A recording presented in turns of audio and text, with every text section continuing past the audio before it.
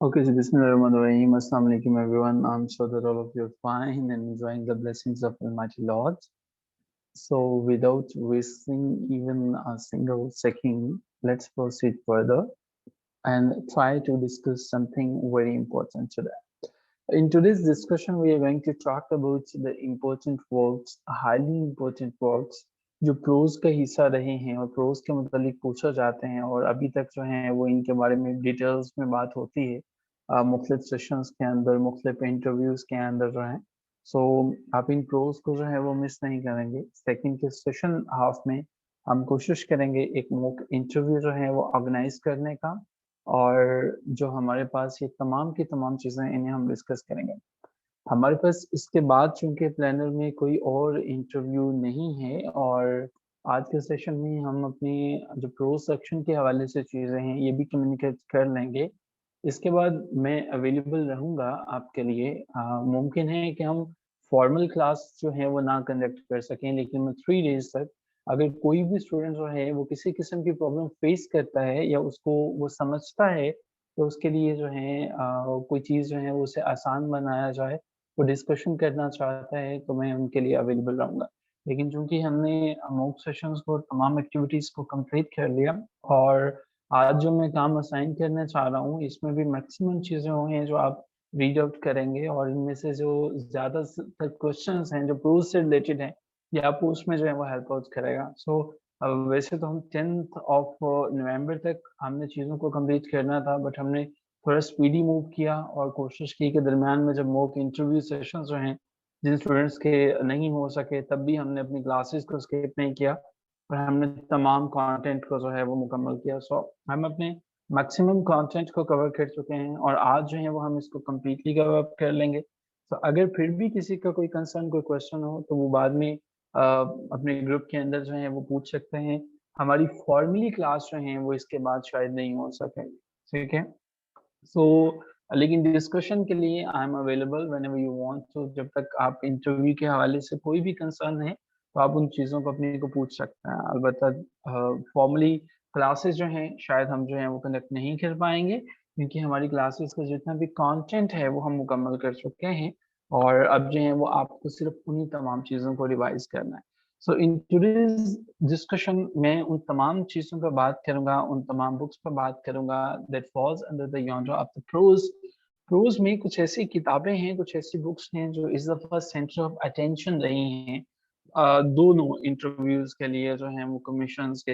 एक Punjab public service commission और दूसरा हमारे पास केपीके के जो कमीशन है उनके लिए। तो इन दोनों को चूंकि हमारा मेजर फोकस पंजाब पे, तो हम पंजाब के लिए जो है वो 90% जो है वो चीज़ें मेंशन करेंगे, और 10% जो कि केपीके से हैं अलबत्ता फिर भी वो हमारे लिए अहमियत की हामिल हैं, हम उन पर भी बात करेंगे। इन किताबों की समरी को आप जो है वो बिल्कुल मिस नहीं करेंगे। So the first book that I want to recommend is Areopagitica, AREO. It was published somewhere in 1944. So Areopagitica 1944 में पब्लिश हुई थी। क्या ठीक लिखा मैंने? मुझे बताते हैं ये कब पब्लिश हुई थी? मैंने 1944 लिखा। क्या ये 1944 में पब्लिश हुई? That's great. कितने लोग और हैं कि जिनको इस चीज का पता है? आयशा, हम जरा कंफर्म कर लेते हैं। जी, कितने लोग ऐसे हैं कि जिन्होंने इसको पढ़ रखा हुआ है? ठीक है। कौन राइटर है एरोपागिटिका का? किसने लिखा था? किसने लिखी हुई है? ये 1644 के अंदर जो है वो पब्लिश हुई हुई है। तो इनकी डेट्स को जो है वो एक दफा जरूर देखा कीजिए। 19 नहीं है, ये 1644 है। Yes, Milton is the writer of this wonderful masterpiece. ये क्रोज है, ये पम्फलेट है जिसमें मिल्टन जो है वो एडवोकेट करता है लिबर्टी को अनलाइसेंस्ड किस्म की प्रिंटिंग के ऊपर जो है, और वो ये जानना चाहता है कि ये लाइसेंसेस और ये प्रॉब्लम्स क्यों हैं। दूसरे नंबर पे इस किताब पे मैंने पहले भी बात की, लेकिन दोबारा से बैटल ऑफ द बुक्स जो है ये हमारे पास बहुत इंपॉर्टेंट है, और मेरी रिकमेंडेशन रहेगी आप लोगों के लिए कि इसको कभी इग्नोर ना किया जाएगा। जब आप जानते हैं कि Jonathan Swift is the writer, और जोनाथन स्विफ्ट जो है वो एंशियंट्स और मॉडर्न्स का कंपैरिजन आपको बता रहा है। इसके अंदर और कौन कौन सी चीजें हैं इनको जरूर देखिएगा। ये 1697 के करीब करीब ये बुक पब्लिश होती है। तीसरे नंबर पे हम आते हैं बायोग्राफिया लिटरिया में। मुझे बताते हैं बायोग्राफिया लिटरिया की कौन है राइटर? बायोग्राफिया लिटरिया, बहुत वंडरफुल नेम है उन पर्सन का। हाँ बिल्कुल। किसने लिखा बायोग्राफिया लिटरिया? एस टी कॉलरेज ने लिखा। एक मास्टरपीस है एस टी कॉलरेज का। एक ऐसा मास्टरपीस जिसमें अंदर वो आपको इंटाइस करता है, वो आपको अपने स्पेल के अंदर ले जाता है, साइकोलॉजिकल प्रिंसिपल बताना चाहता है वो आपको कि क्या है रोमांटिसिज्म के अंदर सारी की सारी चीजें। ठीक है। और ये वो वही किताबें हैं जिसपे हमें फिलॉसफी नजर आती है इमैनुअल कैंट की, जिसमें हमें फिलॉसफी नजर आती है हीगल की। ठीक है। और ये सारी की सारी चीजें हमें बायोग्राफी लिटरेचर में नजर आती हैं 1817 के करीब करीब ये जो है वो हमारे पास पब्लिश होती है। नंबर 4 पे मैं जो बात करने जा रहा हूँ that is not a very famous book but definitely Oliver Goldsmith को आप सभी ने नाम सुना होगा। सो इनकी ये किताब है। ओलिवर गोल्डस्मिथ इतने इंपॉर्टेंट है कि फेडरल पब्लिक सर्विस कमीशन के जरिए जितने भी लेक्चरशिप के एग्जाम जो होते हैं उनमें इनके जो है वो नॉवेल्स को जरूर शामिल किया जाता है। खैर मेरी जो है वो कलेक्शन ऑफ लेटर्स हैं ओलिवर गोल्डस्मिथ के जो मैं रिकमेंड करना चाहूंगा, ये सिटीजन ऑफ द वर्ल्ड है। सिटीजन ऑफ द वर्ड जो है वो नामी किताब है। ये एक कंपाइल किया गया है एडिशन, लेकिन दर हकीकत ये लेटर्स हैं ओलिवर गोल्डस्मिथ के, जो कि वो अब मुख्तलिफ फिलोसफर्स को लिखते हैं। ये जानते हैं आप, he was residing there in London, but उन्होंने कम्युनिकेशन की और मुख्तलिफ राइटर्स को जो है वो लिखा। ओके। इसके बाद हमारे पास जो है decline and the fall of the Roman Empire. What a wonderful book, decline and fall of the Roman Empire. ये हमारे पास किताब लिखी जाती है। ई गिबन जो है वो इसके राइटर हैं। ई गिबन बड़े फेमस जो है वो राइटर हैं। सेमिनल वर्क है। सेमिनल वर्क का मतलब ये होता है एक ऐसा काम जो आने वाले कामों के ऊपर भी बड़ा गहरा असर छोड़ता है। ई गिबन की बात जब हम करें, ई गिबन जो है वो इसमें बताना चाहता है कि इंग्लिश लिटरेचर कितनी कैटेगरीज डिविजन्स में गिरता है। फिर वो आपको लेके चलता है, ट्रोजन से शुरू होता है और तमाम चीजों को डिटेल से डिस्कस करता है। So decline and the fall of Roman Empire Gibbon की लिखी हुई ये किताब बड़ी इंपॉर्टेंट है। इसको जरूर अपने इंटरव्यू के लिए आप देखेंगे। 1821 में एक किताब आती है जिसका नाम हमारे पास है जी डिफेंस ऑफ पोइट्री। बताएंगे ये किसने लिखी है डिफेंस ऑफ पोइट्री 1821 के अंदर जो है? Who is the writer of the defence of poetry? बताएंगे जरा। ओ यस, शैले। शैले लिखता है। शैले बेसिकली इसमें जो है वो बातें करता है सारी की सारी चीजें पूंजी के डिफेंस में जो है वो बात करता है। ठीक है। सो इसको जरूर देखिएगा, हम ज्यादा डिटेल में भी यहाँ पे बात नहीं कर सकते। इसके बाद हमारे पास एक और किताब है जो कि 1800 समथिंग में आती है, अगर मैं गलत नहीं हूं तो 1865 में भी आती है और 1888 में भी आती है। ठीक है। सो ऐसे इन क्रिटिसिज्म, कौन राइटर है ऐसे इन क्रिटिसिज्म का? आप जानते हैं ऑर्नल्ड राइटर है। Very good Ayesha. ऑर्नल्ड ने लिखी थी एसेज इन क्रिटिसिज्म। बताने की कोशिश करता है इसके अंदर कि क्या होती है स्टडी ऑफ पोएट्री। वो फंक्शन ऑफ क्रिटिसिज्म पर बात करने की कोशिश करता है। वो बताता है कि एकेडमिक्स किस तरह से चीजों को चेंज करते हैं। ठीक है। तो ये सारी की सारी किताबें जो हैं वो बड़ी इंपॉर्टेंट हैं। चंद एक और किताबें और उसके बाद इस प्रोज के सेक्शन को हम क्लोज करेंगे। 8वें नंबर पर मैं बात करना चाहूंगा एसेज ऑफ इलिया। आप जानते हैं कि essays of Elia was publish somewhere in 1823 से लिखना शुरू हुआ और 1833 तक गया। राइटर का नाम बता सकते हैं एसेज ऑफ इलिया किसने लिखे थे? बहुत वंडरफुल था। इसने अपनी सिस्टर के साथ मिलकर इनको इनफैक्ट इसको कंप्लीट किया था। Very good Ayesha for that. Charles lamb is the person, एक ऐसा पर्सनल एसे जो है जिसमें उसने क्या लिखा under the pen name of Elia. So तमाम डिटेल्स को देखिएगा। अच्छा जी, इसके बाद 9वें नंबर पे 9वें नंबर पे हमारे पास जो है वो आ जाती है जी French Revolution. French Revolution. So क्या होती है ये जी फ्रेंच रेवोल्यूशन? लिखी जाती है कोई 1837 के करीब करीब। और राइटर कौन है इसके? टॉमस कार्लाइल राइटर हैं जी इसके। जरूर देखिएगा इसको। 10th नंबर पे heroes and hero worship. So कौन है जी राइटर हीरो वर्शिप में? Once again Carlyle Yes, Carlyle is the writer. Oh yes. अच्छा जी, इसके बाद जो है आप एक और चीज देखिएगा कि हमें जो है वो इन तमाम की तमाम बुक्स को फॉलो करने के साथ साथ नंबर 11 पे हमारे पास होगी जी अनटू दिस लॉस्ट।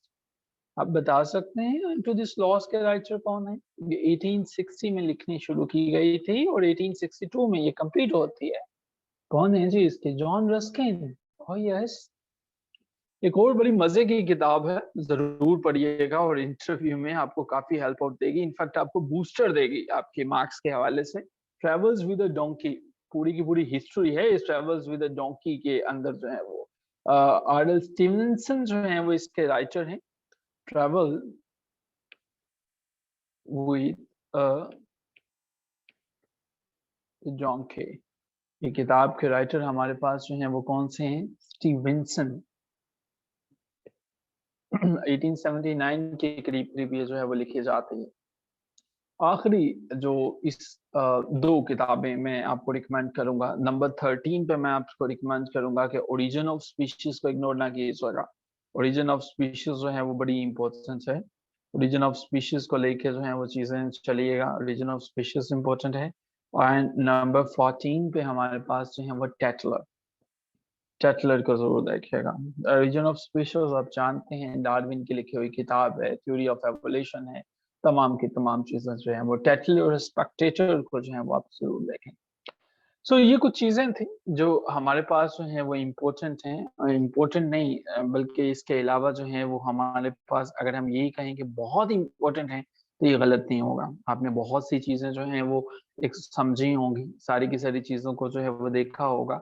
सो ये उनमें से इम्पोर्टेंट। अच्छा, कोई क्वेश्चन है हमारे पास चैट बॉक्स में? Sir please discuss this association of sensibility. अच्छा, ये this association of sensibility basically, अगर मैं गलत नहीं हूँ, ये शायद आपने मेटाफिजिकल पोइट्स की बात कर रहे हैं, जो कि मेरा ख्याल है कि मेटाफिजिकल पोइट लिखा हुआ है टीएस इलियट का। ठीक है। और इसका बेसिकली मकसद ये होता है कि जब आप राइटर को लिखता है अपनी अकली थॉट को, अपनी अकली सोच को जो है, जो वो फील करता है, उससे अलहदा कर देता है। ठीक है। दिस एसोसिएशन जो है वो सेंसिबिलिटी का मतलब हमारे पास ये है कि जिसमें आप, ये सीलियट इसके यूजर हैं, मेटाफिजिकल पोइट्स में उसने इस्तेमाल किया। गालिबन ये द वेस्टलैंड के पास पास ही कहीं पब्लिश होती है। द मेटाफिजिकल पोइट 1921 में ये पब्लिश होती है। ठीक है। और इसमें हमारे पास मतलब क्या होता है? मतलब ये होता है कि जब आपने अपनी थॉट को अलहदा कर लिया, ठीक है, जो थॉट अलहदा है, फीलिंग्स अलहदा है। ठीक है जी। ये दोनों चीजें डिसएसोसिएशन, वो जैसा कि टाइटल ही बता रहा है कि डिसएसोसिएट कर दीजिए अपनी फीलिंग्स को, इसके साथ अपनी सेंसिबिलिटी से अलग कर दीजिए। ठीक है। So have you answer your question mister Sajjad, ताकि हम यहाँ से आगे चल सकें।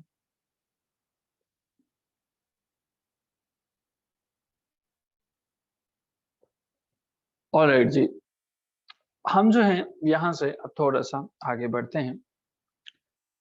अच्छा जी, मैं अक्सर रिकमेंडेशन देता होता हूँ और ये रिकमेंडेशन बड़ी इम्पोर्टेंट है। बाज़ लोग जो हैं वो समझते हैं इन रिकमेंडेशंस की अहमियत को, बड़े ढंग से फॉलो करते हैं इन तमाम चीज़ों को। कुछ लोगों को लगता है कि शायद इन्हें नहीं भी फॉलो करेंगे तो ज़रूर जो है वो करेंगे। आज का सेशन हमारा एक शॉर्ट सा सेशन होगा। इस सेशन में बस कुछ इंपॉर्टेंट चीज़ें आपके साथ डिस्कस करनी थी। इन तमाम की तमाम चीज़ों में हमें ये समझना ज़रूरी था कि हम किस तरह से जो है वो प्रोसीड फर्दर करेंगे। प्रोसीडी को डिस्कस करेंगे, इन तमाम क्वेश्चंस को डिस्कस करने की कोशिश करेंगे और समझने की कोशिश करेंगे कि भई किस तरह से हम जो है वो प्रोसीड फर्दर कर सकते हैं, मीटर को लेके, रिदम को लेके, मुख्तलिफ मीटर्स कौन-कौन से होते हैं? Sir please discuss deconstruction theory. अच्छा, डिकंस्ट्रक्शन जो है ये थ्योरी तहमीना कोई 1960 के करीब-करीब आती है। डेरिडा का नाम सुना होगा, जैक्स डेरिडा, वो इसके बानियों में से समझी जाती है। जैसा कि डिकंस्ट्रक्शन नाम ही बताता है, टाइटल ही बताता है कि ये किसी चीज़ को अपोज़ कर रहा है। कंस्ट्रक्शन का मतलब होता है आप किसी चीज़ को बनाते हैं, डिकंस्ट्रक्ट का मतलब होता है जब आप किसी चीज़ को जो है वो तोड़ते हैं। ठीक है? हमारे पास ये पूरी की पूरी एक थ्योरी है डिकंस्ट्रक्शन जो है वो। तो इसका मतलब ये हमारे पास होता है कि ये फिलॉसफर ये कहना चाहते हैं कि ये जो कल्चर्स हैं, ये जो नेचर्स हैं, इनको जब आप ब्रेक करते हैं, कोई ना कोई ऑपोजिट में चीजें आती हैं, ठीक है। लैंग्वेज मान लीजिए कि लैंग्वेज हमारे पास जो है वो सारी की सारी चीजें हैं, डीकंस्ट्रक्ट जो है वो इस चीज पे बिलीव करते हैं कि अगर आप एक कमरे के अंदर बैठे हुए हैं, पूरे कमरे के स्ट्रक्चर को नहीं समझिए, आप सबसे पहले ये देखें कि उसका बेसिक एलिमेंट क्या है। अगर वो एक ईंट की बात कर रहे हैं तो वो उनके नजदीक जो है वो बेसिक एलिमेंट होगा, ठीक है। सो हमारे पास जो है डेरिडा जो है वो इसके बानियों में से हैं और उन्होंने इस थ्योरी को जो है वो मूव ऑन किया, ठीक है। और डीकंस्ट्रक्शन जो है फ्रेंच से लिया हुआ हमारे पास एक ऐसा कॉन्सेप्ट है जो कि रिलेशनशिप समझने की कोशिश करता है। मान लीजिए कि जब हम ये बात करते हैं कि किसी चीज की मैं आप तहमीना है, आप तहमीना क्यों है, जब मैं इस बात को समझने की कोशिश करूंगा, जब मैं इसको तोड़ने की कोशिश करूंगा, अकली सोच रखूंगा, क्रिटिकल एनालिसिस करूंगा कि ये मीनिंग में और नाम के अंदर क्या कोई रिलेशनशिप है। सो मीनिंग और नाम के अंदर जब मैं रिलेशनशिप फाइंड आउट करने की कोशिश कर रहा हूँ, दैट मीन्स कि मैं डीकंस्ट्रक्ट कर रहा हूँ, ठीक है।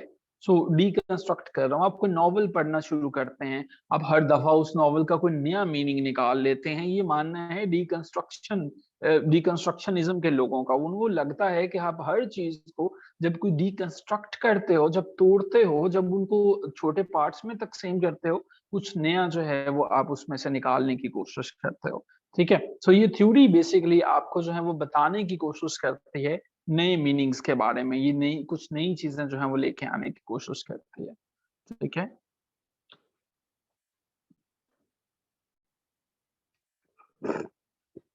नहीं जी, दोनों के अंदर डिफरेंस तो डेफिनेटली मौजूद है।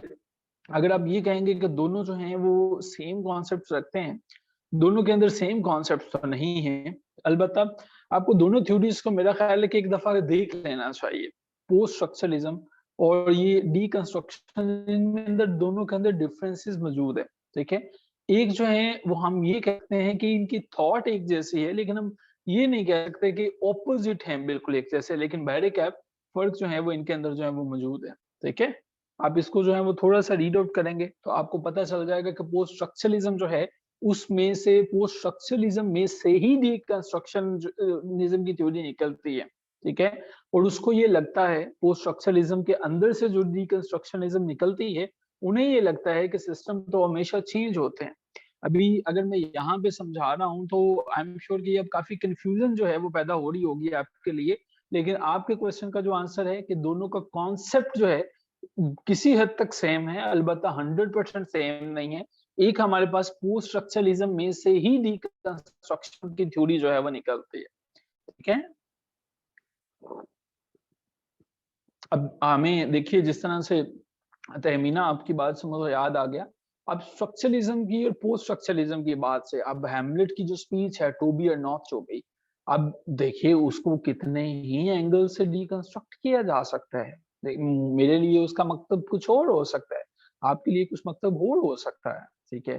सो ये जो कॉन्सेप्ट्स हैं, ये जो चीजें बदलती हैं, ये जो चीजें मुख्तलिफ होती हैं, ये मानना है बेसिकली डीकंस्ट्रक्शनिज्म का, ठीक है। वो चाहते हैं आप चीजों को ब्रेक डाउन करें, एनालिसिस करें रुक रुक के चीजों का जो है वो, ठीक है जी।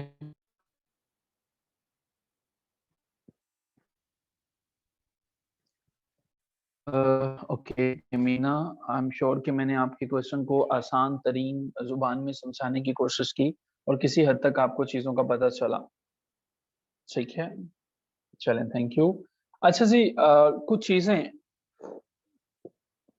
प्रोसिडी के हवाले से मैं डिस्कस करना चाहूंगा आपसे, बस क्विकली। आपका भी टाइम कीमती है और ज्यादा मेरी कोशिश होती है कि हम अननेसेसरी चीजों को तूल ना दें। अगर हमारी बात जो है वो कम वक्त में मुकम्मल हो जाए, हमने जो कॉन्सेप्ट देने हैं वो मुकम्मल हो जाएं, तो हम आपका ज्यादा टाइम ना लें। मेरी रिकमेंडेशन रहेगी, ये नोट कर लीजिएगा जल्दी से जरा, कि मीटर और रिदम को देख लीजिएगा। मीटर के अंदर फर्क क्या होता है, रिदम के अंदर फर्क क्या होता है, आयम्बिक मीटर्स क्या होते हैं, ट्रॉकी मीटर क्या होते हैं, ठीक है। I am sure that you are noting down all the details. Anapaestic क्या होते हैं, डैक्टल क्या होते हैं, ठीक है। वेरिएशन से क्या मुराद है, ठीक है जी। इसके अलावा राइम्ड वर्ड्स क्या है, ब्लैंक वर्ड्स क्या है, म्यूजिक क्या है, मेलोडी क्या है, इन तमाम चीजों को समझने की कोशिश कीजिएगा। और इसके साथ साथ चौसेरियन स्टेंजा को देख लीजिएगा। जो हमारे पास इसके अलावा क्वार्टेन को देख लीजिएगा, हीरोइक कपलेट को देख लीजिएगा, थोड़ा थोड़ा लिख लें, आपको ये हेल्प आउट देगा। सेटायर को देख जाइएगा। ये वो क्वेश्चंस हैं जो कि काफी रेपिटेशन में जो है वो हो रहे हैं। सो जी, ये हैं बस वो चीजें जो कि मैं आज आपसे शॉर्ट सी क्लास में डिस्कस करना चाह रहा था।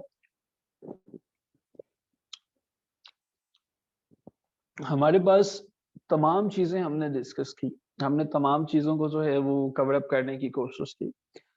आप जो हैं, you all are the member of our family. कभी भी कोई क्वेश्चन हो, उसमें आंसर में देर जरूर हो सकती है, लेकिन ऐसा बिल्कुल मुमकिन नहीं है कि मैं बिल्कुल आंसर ना करूं।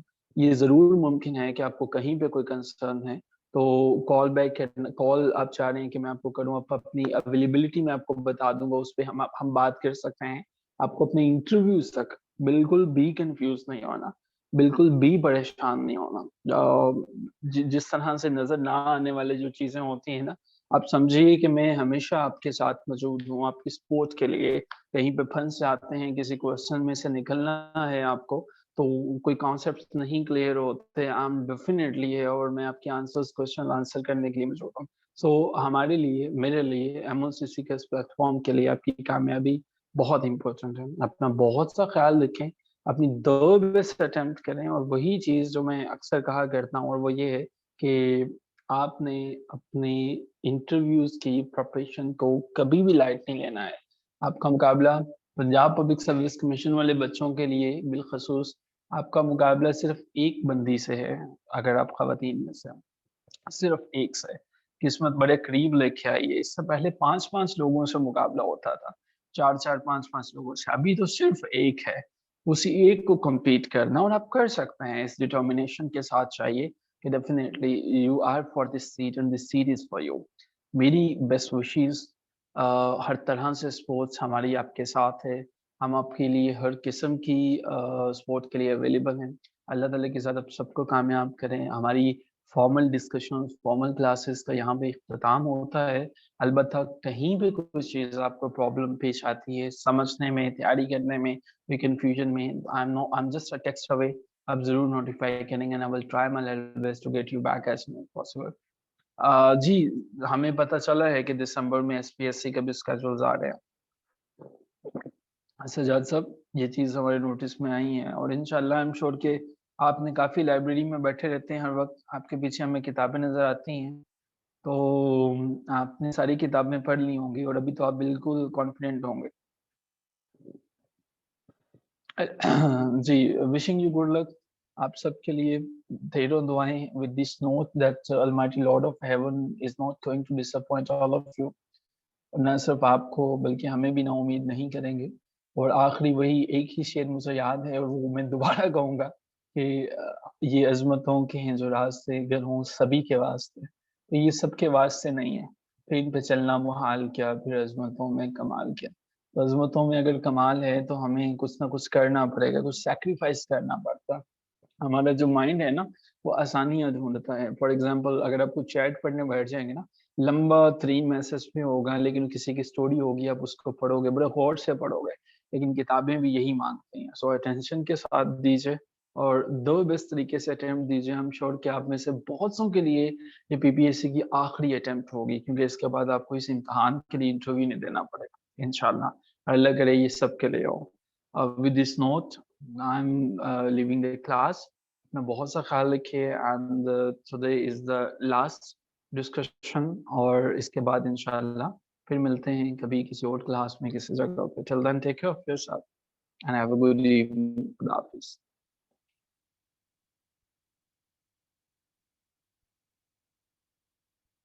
You're welcome. Thank you, Remina. Thank you. खुदा हाफिज़।